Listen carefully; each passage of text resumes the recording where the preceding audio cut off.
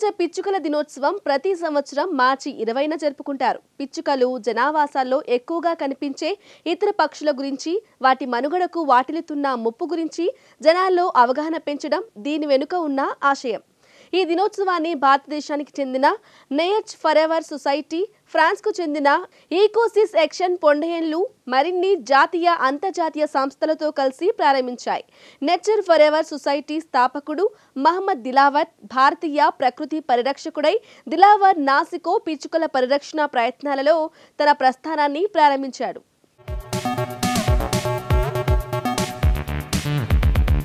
ఇతని కృషికి గాను టైమ్ ఇతన్ని 2008లో హీరోస్ ఆఫ్ ది ఎన్వైరన్మెంట్ లో ఒకటిగా గుర్తించింది. ఒకసారి సొసైటీ కార్యాలయంలో కబుర్ల మధ్య ఈయనకి ప్రపంచ పిచ్చుకల దినోత్సవం అనే ఆలోచన వచ్చింది. పిచ్చుకలు ఇతర సాధారణ పక్షుల పరిరక్షణ గురించిన సందేశాన్ని ఇవ్వడానికి ఒకరోజు అంకితం చేయటంతో పాటు జీవ వైవిధ్యానికి తగిన అందాన్ని చేకూర్చడంలో వీటి పాత్రను గుర్తు చేసుకోవడం ఈ దినోత్సవపు ఆశయాలు. ఈ దినోత్సవం 2010లో మొదటిసారిగా ప్రపంచంలో వేరువేరు చోట్ల జరిగింది. ఈ సందర్భంగా రకరకాల కళల పోటీలు, అవగాహన సదస్సులు, ఊరేగింపులు, వివిధ మాధ్యమాల సిబ్బందితో మాటామంతీలు జరిగాయి.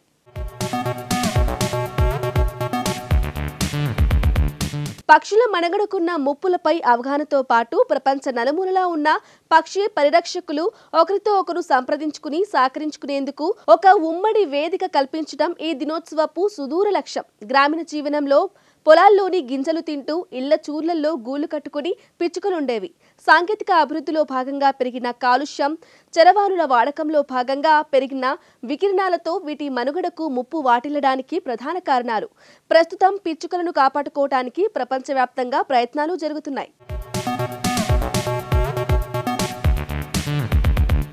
1602 డచ్ ఈస్ట్ ఇండియా కంపెనీ స్థాపించబడింది. 1602 United Dutch east India company స్థాపించబడింది. 1739 నాదిర్ షా భారతదేశంలోని ఢిల్లీ నగరాన్ని స్వాధీనం చేసుకున్నాడు మరియు కోహినూర్ సహా మయూర్ సింహాసనం యొక్క అన్ని ఆభరణాలను దొంగిలించాడు.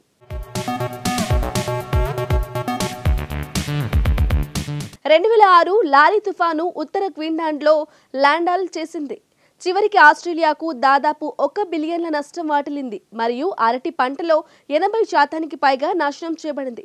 2010 గిరిజా ప్రసాద్ కోయిలాల గౌరవార్థం నేపాల్ జాతీయ సంతాప దినాన్ని ప్రకటించింది. అతను ఖాట్మండ్లో 86 సంవత్సరాల వయసులో మరణించిన దక్షిణాసియా వృద్ధ రాజనీతిజ్ఞుడు. 2012 హాలీవుడ్ చిత్రం జాన్ కార్టర్ సినిమా చరిత్రలోని అతిపెద్ద నష్టాల్లో ఒకటిగా నిలిచింది. డిస్నీ సినిమాపై 200 మిలియన్ల రాసిపెట్టింది. 2012 7.4 తీవ్రతతో భూకంపం మెక్సికన్ రాష్ట్రాలైన గెరెరో మరియు ఓక్సాకా సరిహద్దుల్లో సంభవించింది. 2013 బంగ్లాదేశ్ అధ్యక్షుడు జిల్లుర్ రెహమాన్ తన 84 సంవత్సరాల వయసులోని సింగపూర్లోని ఆసుపత్రిలో దీర్ఘకాలికంగా అనారోగ్యంతో మరణించారు. బంగ్లాదేశ్ ప్రభుత్వం 3 రోజుల సంతాప దినాలు ప్రకటించింది. 2014 బల్గేరియాకు చెందిన ప్రముఖ సుమో రెస్లర్ కోటుష్ రిటైర్మెంట్ ప్రకటించాడు. అతను 2008లో ఎంపైర్స్ కప్ ను గెలుచుకున్నాడు మరియు అతని కెరీర్లో 2వ అత్యధిక ర్యాంక్ ఓజీకిని సాధించాడు. 2014 పాత్రికేయుడు, రచయిత మరియు చరిత్రకారుడు ఖుష్వంత్ సింగ్ నిష్కలంకమైన వ్యాఖ్యకు ప్రసిద్ధి చెందారు.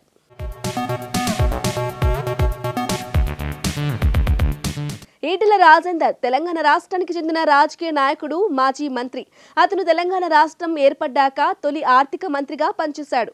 ఈటెల రాజేందర్ 1964 మార్చి 20న జన్మించారు.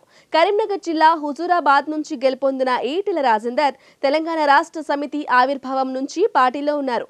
ఈటెల రాజేందర్ 2003లో తెలంగాణ ప్రత్యేక రాష్ట్ర సాధన కోసం టీఆర్ఎస్ పార్టీలో చేరి 2004 ఎన్నికల్లో కమలాపూర్ నియోజకవర్గం నుంచి పోటీ చేసి టీడీపీ అభ్యర్థి ముద్దసాయి దామోదర్ రెడ్డిపై గెలిచి తొలిసారి ఎమ్మెల్యేగా ఎన్నికయ్యాడు.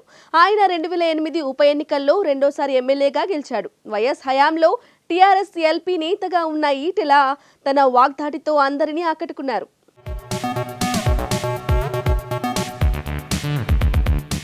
ఆల్కా యాగ్నిక్ 1966 మార్చి 20 కోల్కతాలో పశ్చిమ బెంగాల్లో జన్మించారు. ఆల్కా యాగ్నిక్ భారతీయ గాయని. 10 ఏళ్ల వయసులో ముంబై చేరుకున్న యాగ్నిక్ 1980లో హిందీ చిత్రం లావోర్సిస్లో ఆమె పాటను పాడారు. కానీ ఆమె యాసిడ్ 19 చిత్రం 1, 2, 3 ఈ పాటలు ప్రజాదరణ పొందాయి. ఈ పాటకి ఆమె మొదటి ఫిల్మ్ఫేర్ అవార్డును కూడా అందుకుంది. ఆమె 1990, 2000లో ప్రాచుర్యం పొందిన అనేక పాటలను పాడింది. ఆల్కా యాగ్నిక్ మొత్తం 5 హిందీ చిత్రాలలో 5 పాటలు పాడారు. ఆల్కా యాగ్నిక్ హిందీ, గుజరాతీ, అవధి, ఒరియా, అస్సామీ, మణిపురి, నేపాలీ, రాజస్థానీ, బెంగాలీ, భోజ్పురి, పంజాబీ, మరాఠీ, తెలుగు, తమిళం, మలయాళీ, ఇంగ్లీష్ భాషలలో పాడారు. రీచా గంగానోపాధ్యాయ లాంగెల్లా ఒక అమెరికన్ మాజీ నటి మరియు మోడల్. ఆమె ప్రధానంగా తెలుగు భాషా చిత్రాలలో కనిపించింది. ఆమె ప్రస్తుతం ఓరిగాన్లలో, ఫ్లోరిడాలో నివసిస్తోంది. వెంకటేష్ దగ్గుబాటి, రవితేజ, ప్రభాస్, రానా దగ్గుబాటి, ధనుష్ మరియు సిలంబరస్ వంటి ప్రముఖ నటులతో పాటు ఆమె నటించింది. ఆమె ప్రముఖ చిత్రాలలో లీడర్ మరియు తరువాత నాగవల్లి, మిరపకాయ, సారొచ్చారు, మిర్చి వంటి వాణిజ్యపరంగా విజయవంతమైన అనేక తెలుగు చిత్రాలకు పరిచయం చేశారు. రీచా గంగానోపాధ్యాయ 1986 మార్చి 20న న్యూఢిల్లీలో జన్మించారు. హరిచరణ్ శేషాద్రి. హరిచరణ్ ఒక భారతీయ కర్ణాటక గాయకుడు, నేపథ్య గాయకుడు మరియు సంగీతకారుడు. అతను ప్రధానంగా తమిళం, మలయాళం, తెలుగు మరియు కన్నడ సంగీతం మరియు సినిమాల్లో పనిచేస్తున్నాడు. అతను సినిమాలు మరియు ఆల్బమ్లలో 2000 పాటలు పాడాడు. హరిచరణ్ మార్చి 20, 1987న జన్మించారు. అతను తన 17వ ఏట జాషువా శ్రీధర్ సంగీతంలో కాదల్ సినిమా కోసం తన మొదటి తమిళ సినిమా పాటను రికార్డ్ చేశాడు మరియు అతని తొలి సినిమాలో 3 పాటలను రికార్డ్ చేశాడు. అతని పాట ఉనక్కెన్ ఇరుప్పెన్ 2005లో జాతీయ చలనచిత్ర అవార్డుకు నామినేట్ చేయబడింది. ఇది విస్తృతంగా ప్రజాదరణ పొందింది.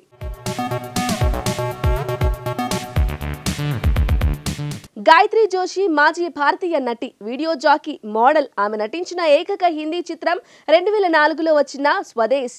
ఆమె 2000 సంవత్సరంలో ఫెమినా మిస్ ఇండియా ఇంటర్నేషనల్ టైటిల్ను గెలుచుకుంది.